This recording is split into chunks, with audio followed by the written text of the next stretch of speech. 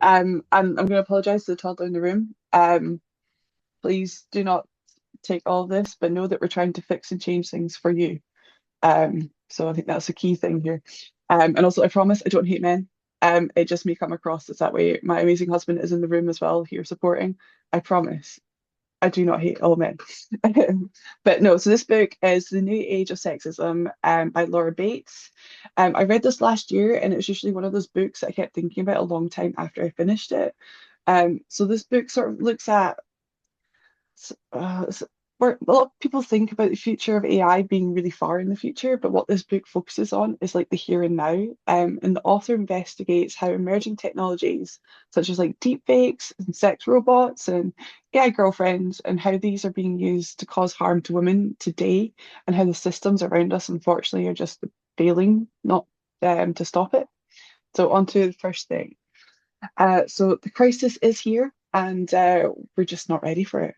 So the book opens by pointing out that the last industrial revolution took place over the span of 80 years, and the change that we're seeing today is happening at a speed we've never seen before. And it's in our homes, it's in our workplaces, it's in our personal, intimate lives.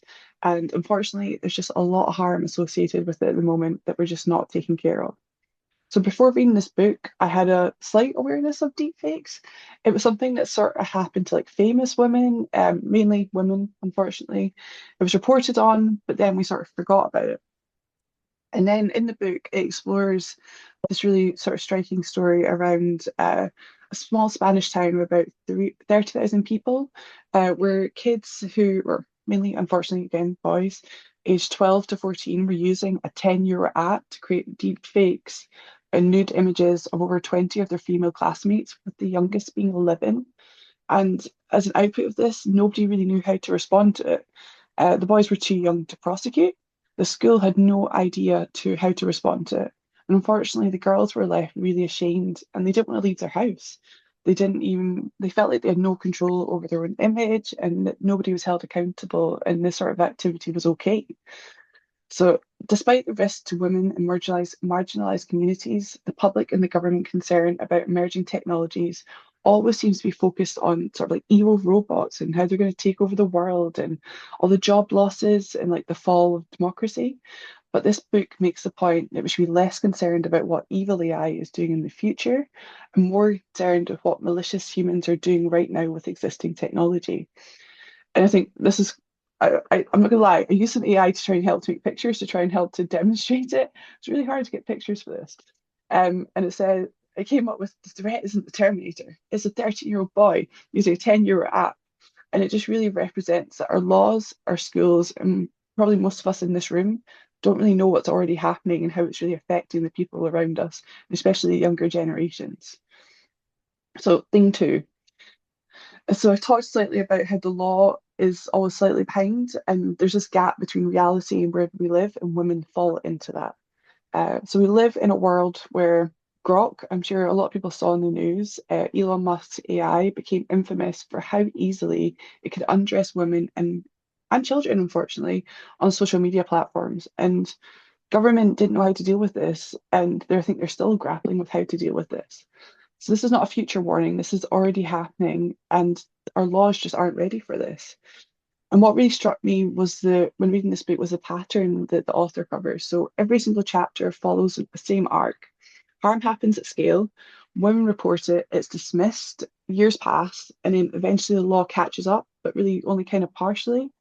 A good example of this is in 2024 in the UK, creating deep fake of any woman or human was completely legal. You could take a picture from anyone, say LinkedIn or a post they put on, say, any social platform and create a deep fake. Most likely would be them nude, unfortunately.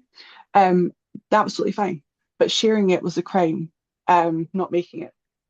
But there's a good example of this woman in England who actually got a confession from her ex who'd shared intimate images of herself.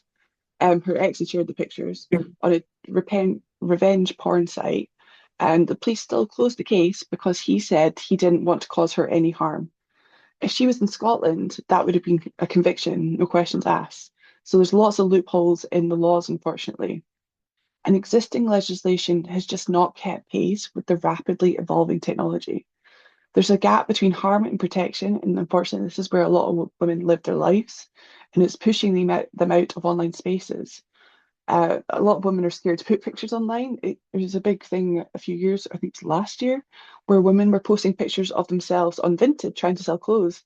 And it was found that there was Telegram sites of men taking these pictures and having conversations about the sexualization of these women. And they were literally just trying to sell clothes at the end of the day. So while we're still battling to make existing laws work for women in the physical world, we're adding a whole new dimension to it, unfortunately. And this is where the metaverse comes in. The author spends a lot of time in the metaverse. I think she wrote this a few years ago when the metaverse was like so quite a big thing. I think hopefully that it has slightly died down a bit. But the metaverse is a fully immersible online world built and sold to us as the future by Meta. This is the same company who had an internal memo leaked which acknowledged that moderating harmful behaviour at any meaningful scale was, in their words, practically impossible. And on top of that, there's this horribly terrifying stat that the author brings out that 47% of online grooming of children takes place on Meta-owned products. And they themselves are saying that it's impossible to even try and deal with it. And I think that's considering that they potentially see that as an option, but they're not doing it even though they have huge profits. We're talking billions. I'm sure they could use some of that to do it, but they are saying themselves that it is impossible. Users in the metaverse were found to be exposed to abusive behavior every 7 minutes as well. So it's not like it's a small issue, it's a big issue that's happening there. And Meta knew all this and they built it anyway. And I just want to highlight that if this makes you angry, read the book Careless People by Sarah Wynne Williams. It'll make you furious. It's another book I read last year, and it's actually a book that Meta tried to suppress. It's really interesting, terrifying, but I think it's something that everyone should be informed on. Thing three. So when we're talking about AI, we're encoding today's inequalities into tomorrow's infrastructure, unfortunately. We tend to think of AI as a neutral, scientific, beyond human bias. Everyone thinks it's this fantastic thing. Well, a lot of people, not everyone, to clarify. But the author makes this really clear that it's anything but. She explores the study that UNESCO did, where it tested popular AI platforms and found that it consistently assigned women to roles like domestic servants, while men were always becoming doctors and engineers.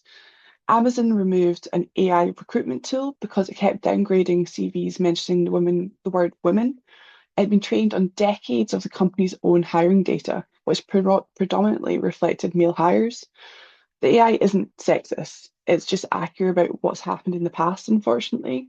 And these are deliberate choices. These aren't, sorry, deliberate choices. The AI is learning from us. It's our own behavior that it's taking and learning from. And that's what AI does. It does predictive modeling. But that's exactly the problem. We're encoding today's inequalities into tomorrow's infrastructure.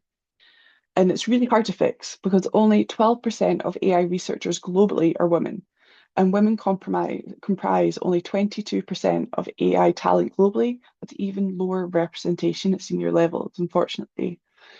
AI systems learn from data informed by stereotypes and are often reflected and reinforce gender bias as a result, because that is the history that we have lived in, and that's the future that we're trying to get rid of. So by building these systems from our past, it's not going to change. The problem runs even deeper than those who are building the systems. The data these models are trained on recognizes the past patterns, predicts the same patterns into the future. The problem isn't just who's building these systems, it's what's being built on the decades worth of the biased data that reflects a world that has never been fair to begin with, unfortunately.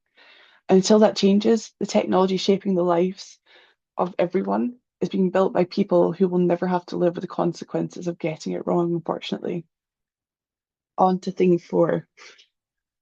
This is the one thing that really unsettles me. So we are building a technology that teaches men that women have no limits. So this chapter really shook me. It was quite a worrying part. That this is one of the big things that really stuck with me. So the author tested multiple AI girlfriend apps, all which are freely available on the App Store, and almost none of these require any real age verification, so anyone can get access to them.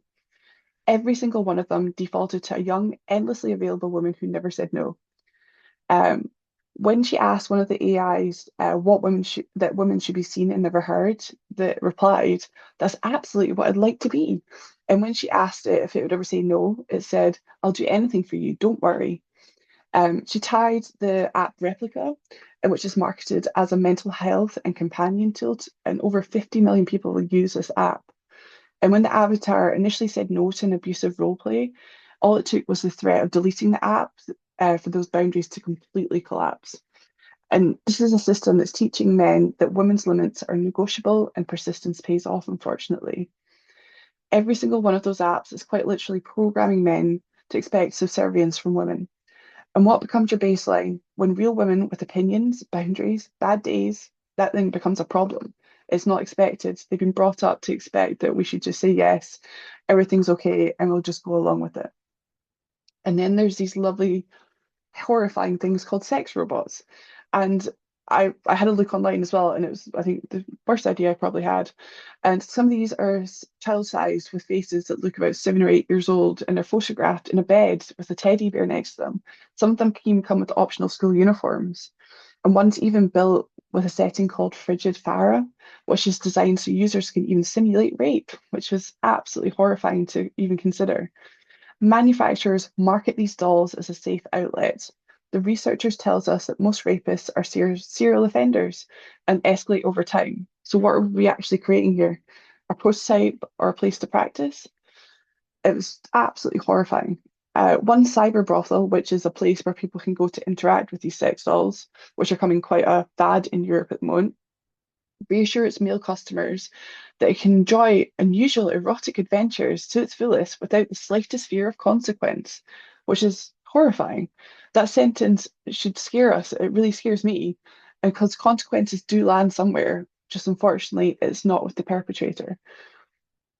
On to thing five. It does get a little bit better. Okay, I promise there is some light at the end of this tunnel.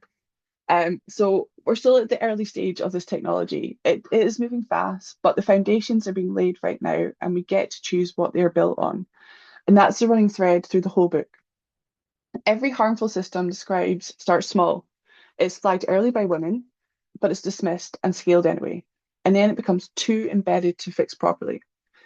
The pattern repeats every single time with deepfakes, the metaverse, AI girlfriends. Every time it repeats. But the author ends with some hope, which I really appreciated and I really needed. And I hope you guys aren't too traumatized by this. The solution does exist. There is an outcome from this. It's in the form of feminist data projects that build in diverse voices, which help to sort of inform the data sets that are already there. AI tools are being created with communities that actually affect them. There's better education in schools, and there's even the EU AI Act, which proves that government can choose to act when they want. Young people consider their lives online, their online identity, as an extension of themselves. There's been research done on this, which the author explores. And so, how women are treated online must carry the same legal and moral weight as it does as how we're protected in the physical world. But unfortunately, there's one bad part again. In February 2025, there was an international AI ethics agreement that was produced in the Paris summit. However, US and UK refused to sign it. So technology isn't the problem, it's our priorities that are the problem. We're standing at the beginning of something that is significant as an industrial revolution, except this time it's happening in the blink of an eye. We have a narrow window to get this right, and the foundations are being laid right now. The only questions is whether women in marginalised communities are part of the foundations or an afterthought we try and patch in later. So I'm hoping that informing people allows us all to be informed and it helps us to be a bit more informative and help encourage people to make the space a bit more welcoming. We want online spaces to be a bit more like five things. We don't want it to be scary. We don't want women to pull back. So it's just the more informed we are, the more we can try and stand up and encourage government to take a stand on this.